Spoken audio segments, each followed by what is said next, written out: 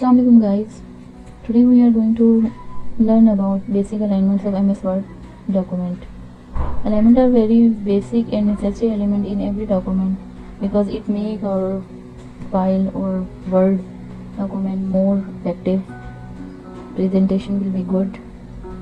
So for this purpose we need to open an MS Word Office file. Here we click on Word icon.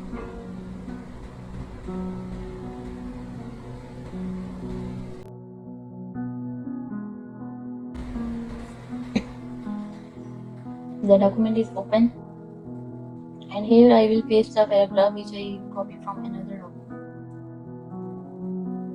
I will close the navigation because it is not necessary. Just click on right click and paste it. Now you find this paragraph.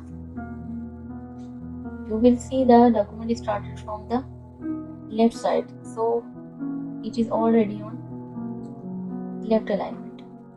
These are 4 icons of alignments. First is left alignment, second is centered alignment, third is right alignment, and fourth is justified. For using these icons, we must select the paragraph because without selection, no changing will be appears. After selected the paragraph, the left alignment icon is highlighted. So I said already that the file is already on left alignment. Now we will click on centered alignment. You will see the changing. The whole paragraph is centered.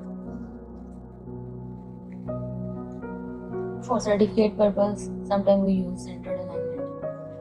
And third option is right alignment. If we will click on right alignment, all the paragraphs will be right alignment. And if we click on justified, we will see 4 more options: justified, justified low, justified medium, justified high.